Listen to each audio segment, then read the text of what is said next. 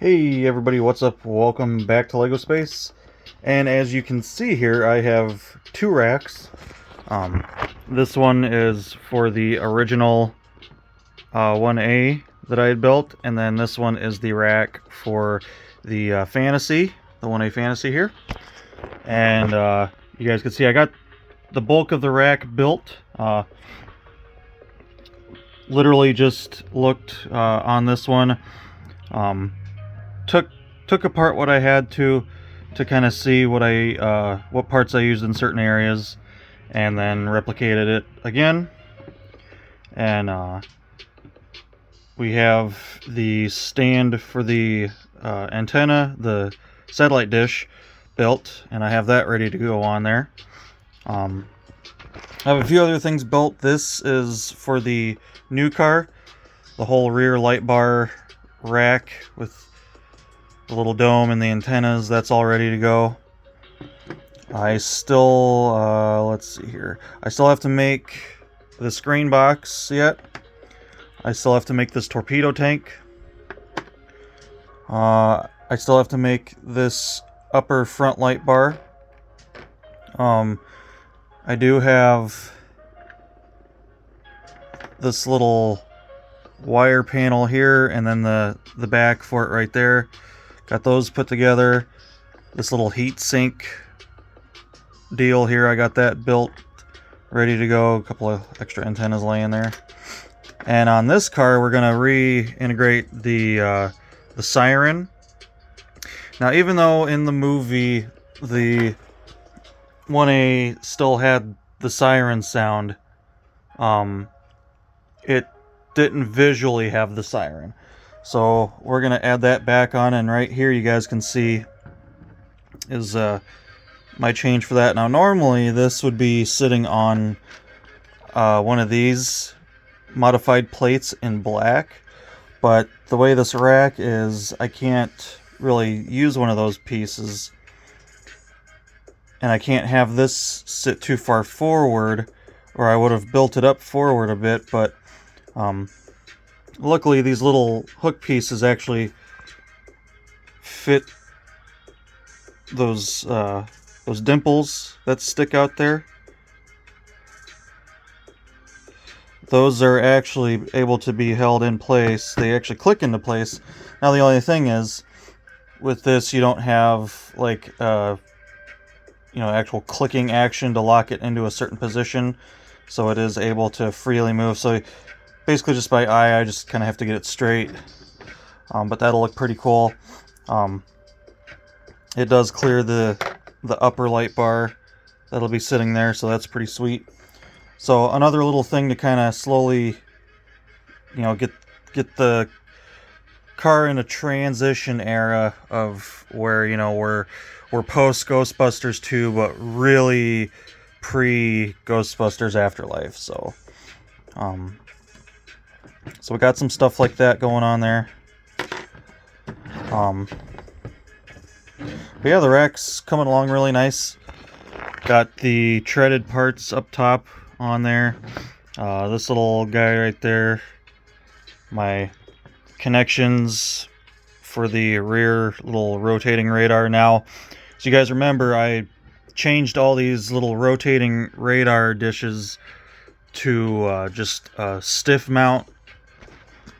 It's just easier to fit them, and they fit a little bit better, and they don't sit up or back too tall. I kind of went over this when I was doing the racks on those two cars right there.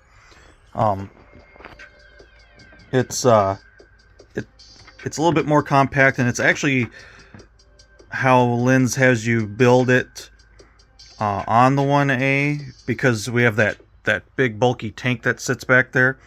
And I kind of wanted everything to be uniform, so I just kind of went and did this modification to all of them, plus kind of changed this little red piece here. I kind of modified that with some building techniques, and yeah, so coming along. Just kind of wanted to bring you guys in, show you that the rack is pretty close to being done, honestly. That's where that light bar section will sit right there. clicks into those two spots. And I already got the sticker on the dome right there. I still have to, like I said, I still have to build this, put the sticker on it. While I have this piece off of my original 1A, I'm going to replace these with 1x4s instead of having a bunch of these 1x2s on there. And then I need to make a copy of this, so that way this can go back towards the car. Actually, this is the torpedo tank for this one. I forgot I got all the parts are sitting over here. Once I get everything done, I'll put all that back on there, and that'll all be back together. I just had to take some things apart, and then before I do that, I'm gonna replace those tracked pieces, those rail pieces, like I talked about. So I'm gonna pull those off, replace those, and get all that ready. So. Kind of doing a little bit of double duty. Not too bad though. But yeah, making good progress though. It's gonna be cool to see the rack get on this car, start building that big tank on the back and all that. So we're getting there. Another step closer. So hopefully you guys are enjoying these updates. I guess while I have you here, I can kind of show you how I've went about building this new satellite dish holder. So it's let's see if I can find a piece here.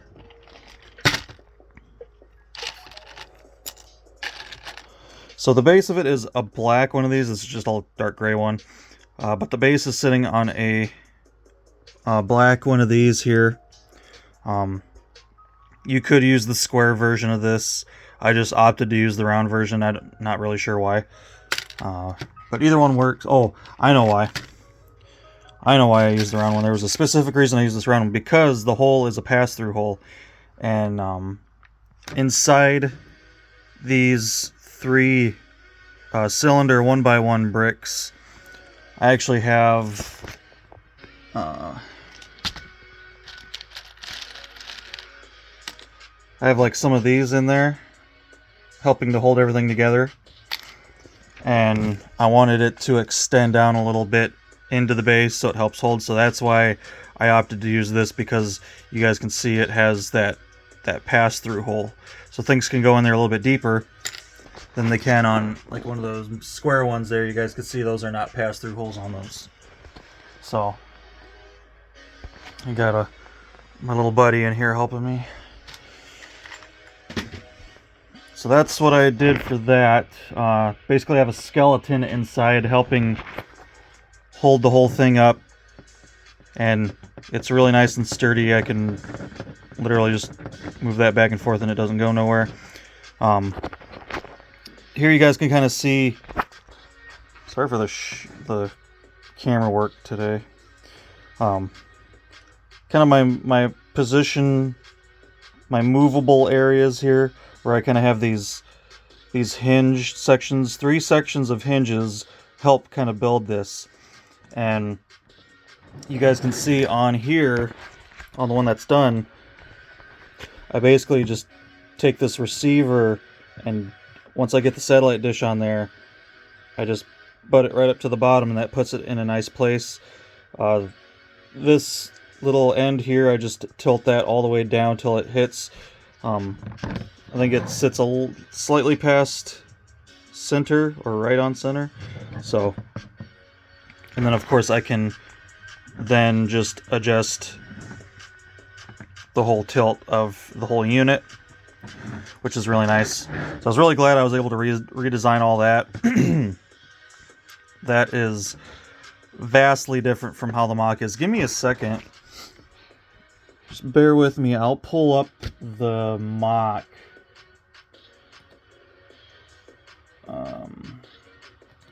And show you guys just how different my satellite dish is.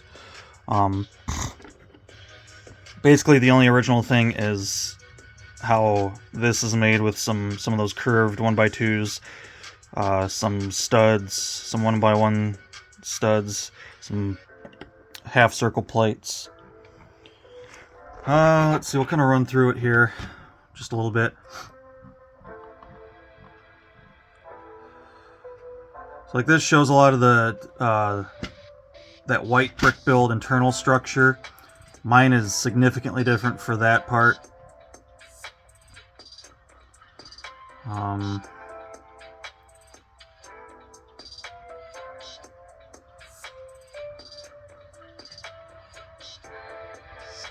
So if you guys can remember what that looks like right there, you guys can kind of see how things are built compared to mine. In the mock, Linz has you using 6 of these down in here to cover this whole area. I just did 2 on each side, and that's where those little holders for that torpedo tank go. And then I just opted to use a 2x2 square brick with a 2x2 plate on top of that. And then of course my cutout for the satellite dish to sit all the way down in there. So definitely some differences. You guys can see like there's a height difference on this box too. All this tile work right here is in one plane. And then this is a tile, or a plate and a tile taller. On his, it's just a tile taller.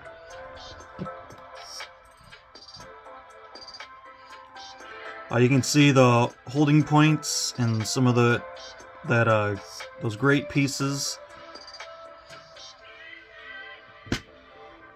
And then how it is on mine, definitely different. Lots of differences. So like I said, I couldn't even really use the instructions. That particular unit was still built the same, just a couple different colors changed.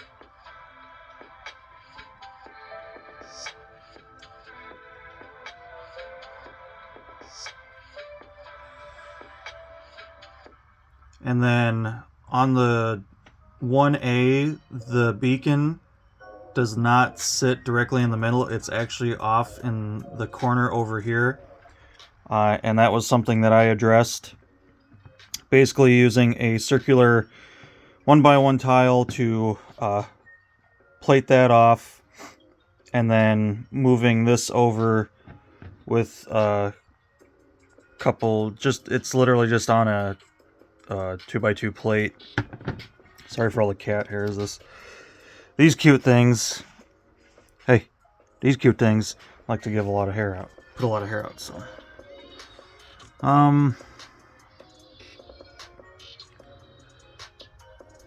Let's see.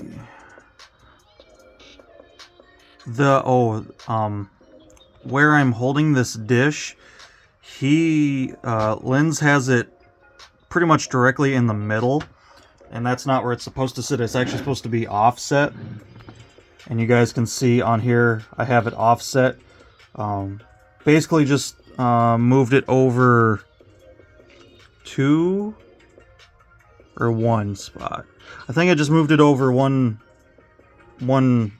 stud, and that gave it the perfect offset. It still clears the whole support network for that upper light bar, so all that works out really good. The box, the green box, you can originally see kind of what was used for that, how tall it is. I don't like having exposed studs on top of lights, so you guys can see I basically used 2 translucent red studs, and then a 1x1 tile, translucent red tile, and then it's shortened by a whole row of plates. And like I said, I will replace those per the mock, but you can see just the changes that I've made.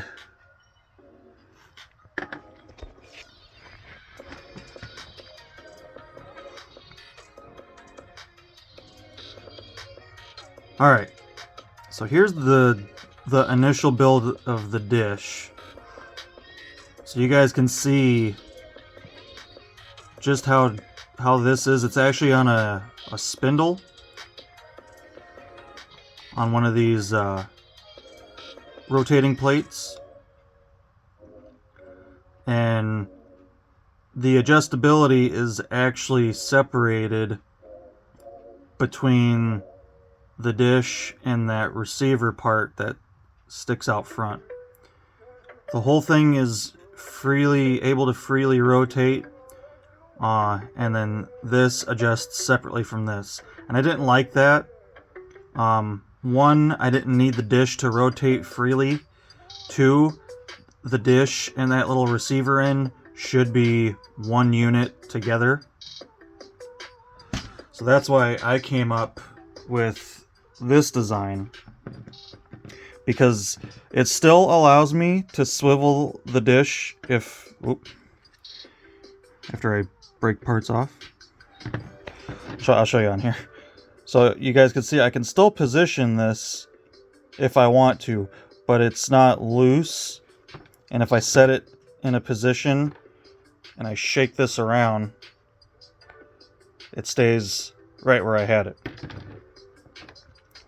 And then once I have that little receiver in place, then I can just move the satellite dish and the whole thing adjusts as one unit, as it should. So, in my opinion, that's a huge upgrade. Really glad I kind of wanted to redesign that and change the position. On the actual car, it was connected way down at the bottom of the rack, so that's why that is way down in the depths of that. So, huge difference there. I really wanted to talk about that, just why I did that, because it is more accurate to how it would have actually been on the real car. So, like you guys know, I'm really picky. Details, everything's in the details. You could build a really awesome car, but if your details aren't up to play, then it's not going to be as successful as you want it to be. So that's why I went through and made all these very necessary to me changes, along with just changes in the rack structure itself. Some of the outside stuff's a little different, especially back here where I moved that over. So on the mock, this whole thing is actually sitting over here, where this 1x1 brick is, and it just it shouldn't be in the middle like that. So that's why it's shifted over where it should be, and everything works really good. So finish up building this, get it on the car, and I will bring you guys back for another update. So hopefully you guys enjoyed that. If I went a little too fast on that, feel free to pause the video. Hopefully I didn't go too fast where you can't pause it in a good spot. But I feel like I've gone through that before, so if you guys reference back to like my older videos, especially when I was first building the 1A, I know I showed a lot of stuff. So if I don't show something here, it's probably on another video, older video. So but yeah, that's it for this video, guys. Like I said, I'll get some more stuff done here, hopefully get the rack all done on the car, and show you guys that. So until next time, take care.